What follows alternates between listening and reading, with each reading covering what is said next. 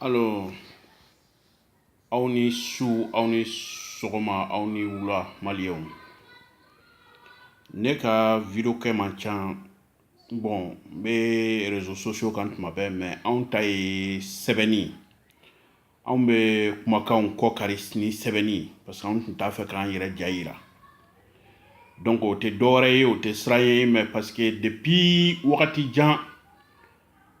an bɛ Maliko in kɛlɛ la, mais an tigɛra ko caman na. Mɔgɔ caman bɛ bɔ ka kɛlɛ kɛ, mais a caman ka kɛlɛ tɛ Maliko ye. Donc o de tun y'an tigɛ mɔgɔw la. Donc an ye k'an jabɔ ka kuma, an y'o dabila. Mais n'an ye video filɛ, n'an ye Malijɔkan ye min da, ou bien n'an ma Malijɔkan mɛn min da, an b'an ka critique kɛ ni sɛbɛnni ye. A caman bɛ yen, ne ye mɔgɔw caman ladi, mɔgɔ caman tun bɛ bɔ Maliko kuma, a donna tan, a bɔra tan, a donna tan, a bɔra tan, a donna tan, a bɔra tan. N ye sɛbɛnni kɛ ka mɔgɔw prévenu kosɛbɛ, n ko nin min filɛ kuma la nin ye, fasojɔkan tɛ nin da, nin ta ye mɔgɔ ɲini, nin ta ye ka jama ɲini ka tugu a kɔ. Bon, n y'a fɔ mɔgɔ ma, mɔgɔw dɔw ye n ta jateminɛ, mɔgɔw dɔw ma n ta jateminɛ, mais a bɛɛ labanna ta la. Donc an bɛ sira min na sisan, Mali bɛ yɔrɔ min na sisan, mɔgɔniden fila dɔrɔn de bɛ ka Mali ta en otage, mɔgɔniden fila dɔrɔn. Donc Mali ka koro ma, Mali ye duguba ye o ma, Mali tɛ se k'i yɛrɛ to o mɔgɔniden fila bolo, o ka Mali bila dingɛ kɔnɔ, anw ma, anw mɔdenw ma, an tulomasamaw ma don dɔ la, o kana sɔrɔ Mali kɛra Maliya banna pewu. O mɔgɔ fila tɛ dɔwɛrɛ ye o, bɛɛ b'a dɔn. O to la, ɲɛmɔgɔ tɛ Mali kɔnɔ wa? Mɔgɔba tɛ Mali kɔnɔ ka tiɲɛ foli mɔgɔ fila ɲina. O mɔgɔ fila tɛ dɔwɛrɛ ye o. Président furumuso n'o ye Aminata Mayiga ye, ani président denkɛ n'o ye Karim Keita ye, n'u fila de bɛ ka Mali don ɲina da fɛ bi. Maa si tɛ Mali kɔnɔ, responsable tɛ yen, o procureur tɛ Mali kɔnɔ, o juge tɛ yen, o ministre tɛ yen, o sɔrɔdasi ɲɛmɔgɔ tɛ yen, o député tɛ yen, o mɔgɔ si tɛ yen min bɛ se ka tiɲɛ fɔ ninnu fila ɲina. Ne bɛ ka Mali k'u sago ye bi bi in na. Bɛɛ sigilen bɛ k'a lajɛ, mɔgɔ si tɛ se ka kuma. Mɔgɔ si tɛ se ka kuma. Mun de kɛra? Depuis élection premier tour la, bɛɛ b'a dɔn tiɲɛ yɛrɛ la ko IBK bati la. Hali IBK tun man ka taa deuxième tour la. Hali IBK tun man ka kɛ troisième, quatrième ye. U y'a nabara bɛɛ k'i ɲɛ tugu o kan k'a to a ka tɛmɛ ka na deuxième tour la. U bolo hali bi an b'o jɔ kelen in kɔnɔ. An b'o jɔ kelen in kɔnɔ hali bi. O deuxième tour la. K'a ci ka taa ɲɛfɛ, k'a ci ka na kɔfɛ. Hali bi ko u tɛ taga. Deuxième tour, mɔgɔ fila dɔrɔn de don. Ni calcul ka nɔgɔn. U y'a ye cogo si de la u ma gagné. Donc diyagoya olu bɛ fanga in t'u yɛrɛ bolo. Mali filɛ dingɛ min kɔnɔ bi, hali san 100 Mali se ka bɔ nin dingɛ kɔnɔ. Mali yɛrɛ kɛra yeko fila ye bi bi in na. Diɲɛ fan si tɛ yen bi, Maliyɛn bɛ bonya sɔrɔ yɔrɔ min na. Hali an dafɛ duguninw bi, dugu minnu b'an kɛrɛfɛ bi, n'olu tun minnu u dahirimɛ ɲini Mali kɔnɔ, n'olu tun minnu u jigiya tugu Mali kɔnɔ, olu bɛɛ ɲɛ donnen bɛ Mali la bi, bɛɛ de ɲɛ donnen bɛ Mali la bi. Mali papier tɛ foyi ye bi. Maliyɛn yɛrɛ ye maloyala ko ye bi bi in na. Bɛɛ b'a dɔn dɔwɛrɛ tɛ k'o kɛ o. Régime min b'an kunna bi bi in na, n'o ye RPM ni IBK n'a ka famille ye. Mais jamana tɛ se ka to nin bolo kan. An kɔni bɛ dɔwɛrɛ dɔn. Maliyɛnw n'aw bɛ se a ye wuli, n'aw tɛ se a ye wuli. Aw kana Mali to ninnu mɔgɔ fila ninnu bolo dɛ. Aw kana Mali to ninnu bolo diɲɛ na. Hali n'u b'a Maliyɛn an bɛɛ de faga ka ban pewu, k'an bɛɛ faga ka ban. Anw yɛrɛ sara ka ban. Maliyɛnw sara ka ban. Su ɲɛnamaw de bɛ tagama la, sinon Maliyɛn, n'i ye Maliyɛn bi bi in na k'i bɛ villa Mali la, i tɛ adamaden ɲɛnama ye bilen. Parce que droit foyi t'i bolo diɲɛ in kɔnɔ. I bonyalen tɛ diɲɛ fan si. I bonyalen tɛ diɲɛ fan si. I fagalen don diɲɛ fan bɛɛ. O tila bɛ n bonya ɲini bilen. Donc nin min filɛ nin ye, n ye Mali ta n'a bila de ye. N'an kɔni ye nin ko to ten, ninnu k'a k'u sago ye, ka taa résultat dɔ bɔ ko IBK gagné na, k'o fêti kɛ Mali kɔnɔ, an ka tila ka jɛ n'o ye. aya dala ko maliko bana peu mali tena ke jamana e ble nume mali ci ga kusa ko iba laje akuma masuru ya mu ma yina ma foite nun ko mali kono dugu malan kolon kan san de be nun no fe dugu malan kolon ma yina ma foite nun no fe dugu ma yina ma shite nun no fe am se kana jamana to bolo amini a denge karimu bolo o ka mali ci jago ya de do anye sanduru de dauma ka feno kalfaula ka aya ameni dinge kono aya na se ni yoro la aw ma se donc lafiya yɛrɛ ni hakilisi yɛrɛ la jagoya tɛ o a ye bɔ yen an ka mɔgɔ wɛrɛ lajɛ n kɔ tuguni aw jɛɲɛ tɛ o an m'an ban dɔ in na ko parce que o ye ko dɔ kan na o an y'aw fila de lajɛ an y'a ye ko bɔn aw tun bɛ se k'an ta ɲɛnabɔ komi aw ma se sisan an bɛ mɔgɔ wɛrɛ lajɛ aw tɛ se wa aw tɛ ta ka bɔ yen ma se k'o faamuya maliyɛn kɔni n'a y'aw sigi ni nin ko tiɲɛna aw bolo tan ni nin ko tiɲɛna tan ka ninnu kɛ mali k'u sago ye maliko fɛn bɛ yɛlɛnna nin tɛ min da an ka san ni kɛlɛ in de la ni fanga kelen nin tɛ to ninnu bolo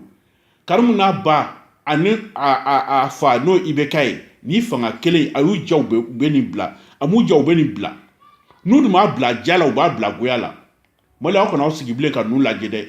hali n'a y'u ja u bɛ sɔrɔsiw ni polisiw minnu nabɔ ka aw faga ka mugu calo ka gazi calo la sɔrɔsiw ni polisiw ninnu k'a dɔn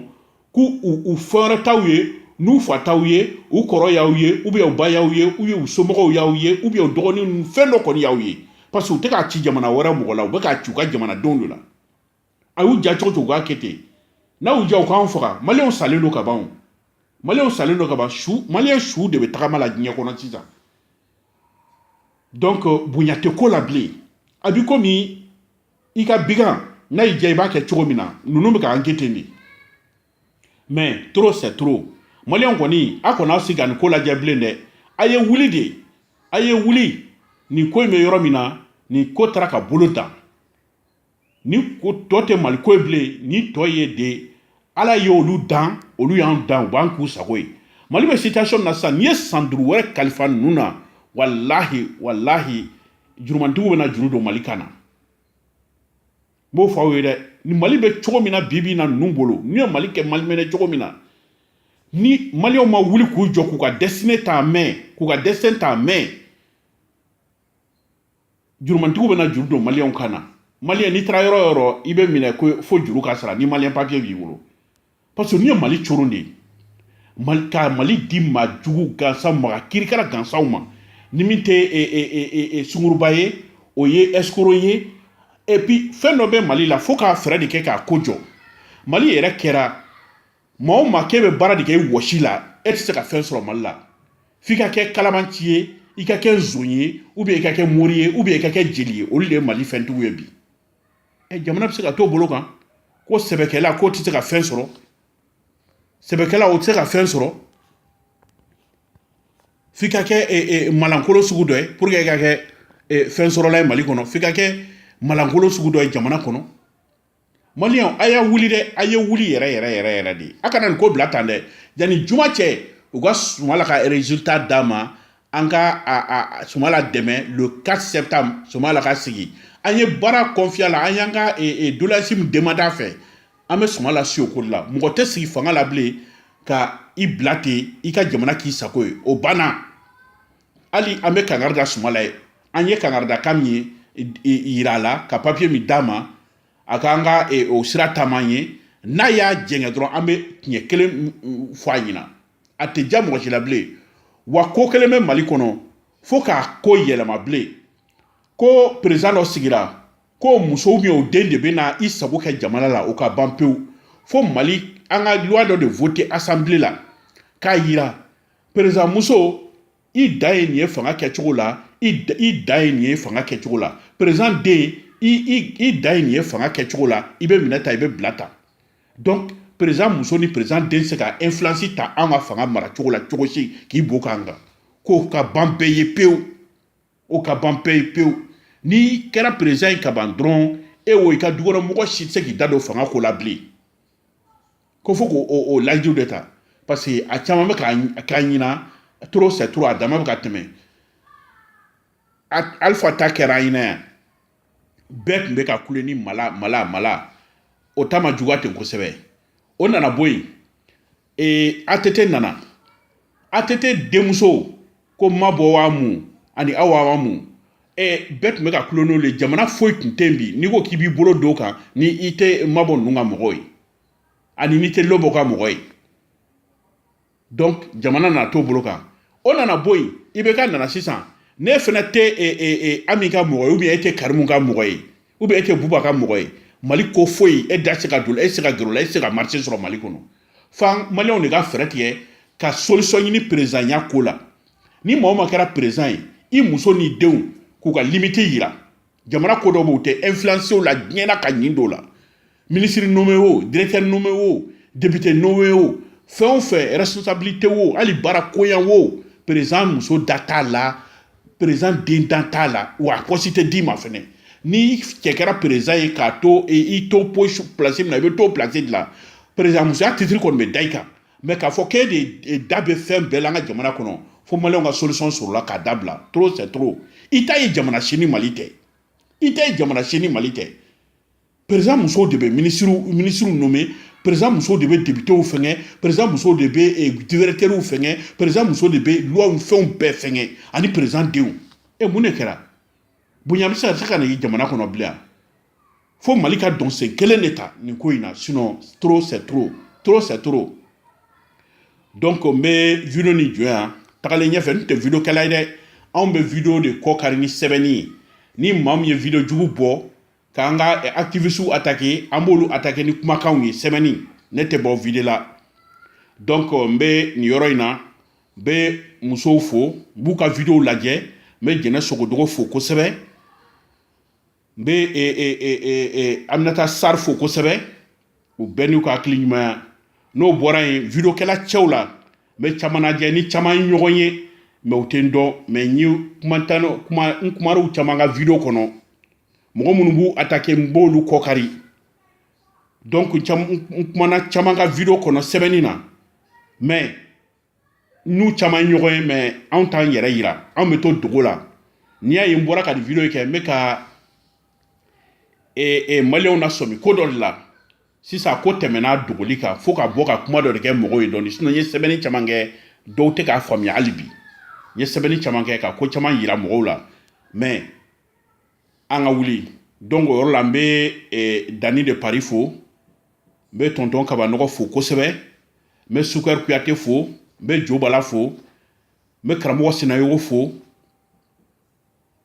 bɛ activiste fɛn fɛn bɛ yen activiste fɛn fɛn bɛ yen k'i ta ye Mali ko de ye k'i bɛ Mali ka hɛrɛ de nɔfɛ i ta tɛ wari ko ye n b'a bɛɛ lajɛlen fo ni ninnu bɛɛ ye ɲɔgɔn ye an gɛrɛla ɲɔgɔn na n bɛ général Lasisi fo n b'u bɛɛ lajɛlen fo n'u bɛɛ ye ɲɔgɔn ye an ye baro kɛ mais anw t'an yɛrɛ yira anw t'anw yɛrɛ yira anw tɛ commentaire k'an kan parce que anw bɛ hamina Maliko de la min yɛrɛ y'a to an bɛ to dogo kɔnɔ parce que an jigi tigɛra Maliko la an dara fɛn fɛn na a bɛɛ bɔra an jigi kɔrɔ bi m'an bila Maliko kɛlɛ la c'est pour que an siranna mɔgɔw ɲɛ ka an ŋaniya yir'u la joona donc an ɲɛ bɛ bɛɛ la si kana i ka sira bila dɔrɔn an ka Mali ɲɛtaga ɲini n'Ala sɔnna a ma Mali bɛ bɔ nɔgɔ la ka sɔrɔ an ma aide ɲini tubabuw fɛ mɔgɔ si kana nin ko in laisser ka tɛmɛ Mali ta n'a bila bɛ nin de bolo ni maliyɛnw sɔnna nin ma ninnu ka nin diyagoya nanbara an ɲina a Maliko banna pewu voilà n bɛ video bila yan k'an bɛn o la yanni wagati ni cɛ a kɔni bɛɛ ka sigi bɛɛ k'i pɛrɛn kɛlɛ kama voilà saya don balo tɛ yen balo yɛrɛ don saya tɛ yen donc maliyɛnw an kana siran saya ɲɛ bilen bɛɛ salen don ka ban ni Mali ma bɔ nin dingɛ kɔnɔ an bɛɛ su de bɛ yala la donc a k'an bɛn wagati wɛrɛ